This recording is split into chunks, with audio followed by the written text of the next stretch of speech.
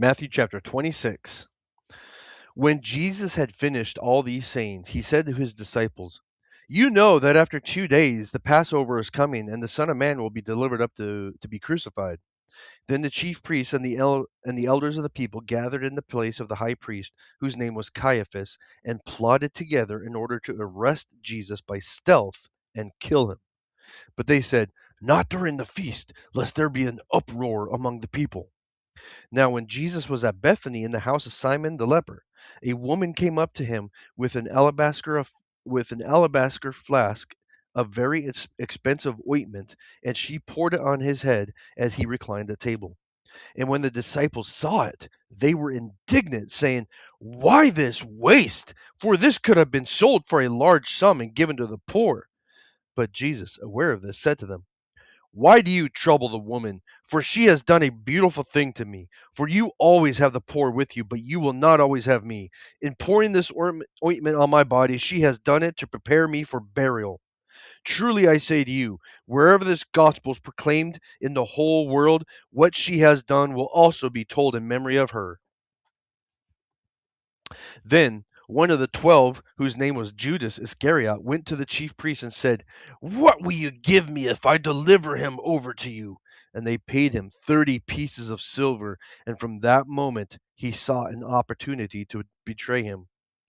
Now, on the first day of unleavened bread, the disciples came to Jesus, saying, "Where will you have us prepare for you to eat the Passover?"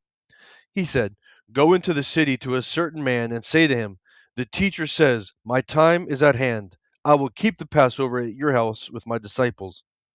And the disciples did as Jesus had directed him, and they prepared the Passover. When it was evening, he reclined at table with the 12, and as they were eating, he said, "Truly I say to you, one of you will betray me." And they were very sorrowful, and began to say to him one after another, "Is it I, Lord?" He answered, "He who has dipped his hand in the dish with me will betray me. The Son of Man goes as it is written, or the Son of Man goes as it is written of him. But woe to that man by whom the Son of Man is betrayed. It would have been better for that man if he had never been born." And Judas, who would betray him, answered, "Is it I, Rabbi?" And he said to him, "You have said so." Now, as they were eating, Jesus took bread, and after blessing it, broke it and gave it to the disciples and said, "Take, eat, this is my body." And he took a cup, and when he had given thanks, he gave it to them, saying, "Drink of it, all of you, for this is my blood of the covenant which is poured out for many for the forgiveness of sins. I tell you, I will not drink again of the fruit of the vine until the day when I drink it new with you in my Father's kingdom." And when they had sung a hymn, they went out to the Mount of Olives. Then Jesus said to them, "You will all fall away because of me this night, for it is written, 'I will strike the shepherd, and the sheep of the flock will be scattered.' But after I am raised, I will go before you to Galilee." Peter answered him, "Though they all fall away because of you, I will never fall away." Jesus said to him, "Truly, I tell you, this very night, before the rooster crows, you will deny me 3 times." And Peter said to him, "Even if I must die with you, I will not deny you." And all the disciples said the same. Then Jesus went with them to a place called Gethsemane, and he said to his disciples, "Sit here while I go over there and pray." And taking with him Peter and the 2 sons of Zebedee, he began to be sorrowful and troubled. Then he said to them, "My soul is very sorrowful, even to death. Remain here and watch with me." And going a little further, he fell on his face and prayed, saying, "My Father, if it be possible, let this cup pass from me. Nevertheless, not as I will, but as you will." And he came to the disciples and found them sleeping. And he said to Peter, "So could you not watch with me 1 hour? Watch and pray that you may not enter into temptation. The spirit indeed is willing, but the flesh is weak."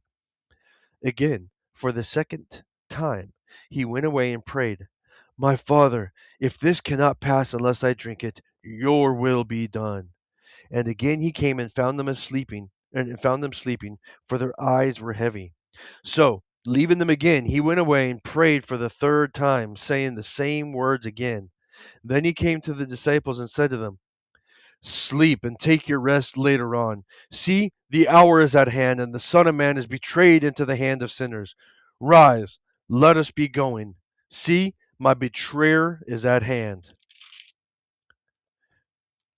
And while he was still speaking, Judas came, one of the 12, and with him a great crowd with swords and clubs from the chief priests and the elders of the people. Now the betrayer had given them a sign, saying, The one I will kiss is the man. Seize him. And he came to Jesus at once and said, Greetings, Rabbi. And he kissed him. And Jesus said to him, Friend, do what you came to do. Then they came up and laid hands on Jesus and seized him. And behold, one of those who were with Jesus stretched out his hand and drew his sword and struck the servant of the high priest and cut off his ear. Then Jesus said to him, Put your sword back into its place, for all who take the sword will perish by the sword. Do you think that I cannot appeal to my Father, and he will at once send me more than 12 legions of angels? But how then should the scriptures be fulfilled that it must be so? At that hour Jesus said to the crowds, Have you come out as against a robber with swords and clubs to capture me? Day after day I sat in the temple teaching, and you did not seize me. But all this has taken place that the scriptures of the prophets might be fulfilled. Then all the disciples left him and fled. Then those who had seized Jesus led him to Caiaphas the high priest, and where the scribes and the elders had gathered. And Peter was following him at a distance, as far as the courtyard of the high priest, and going inside he sat with the guards to see the end. Now the chief priests and the whole council were seeking false testimony against Jesus that they might put him to death, but they found none. Though many false witnesses came forward, at least two came forward and said, This man said, I am able to destroy the temple of God and to rebuild it in 3 days. And the high priest stood up and said, Have you no answer to make? What is it that these men testify against you? But Jesus remained silent. And the high priest said to him, I adjure you by the living God, tell us if you are the Christ, the Son of God. And Jesus said to him, You have said so. But I tell you, from now on you will see the Son of Man seated at the right hand of the power and coming on the clouds of heaven. Then the high priest tore his robes and said, He has uttered blasphemy! What further witnesses do we need? We have now heard his blasphemy. What is your judgment? They answered him, He deserves death!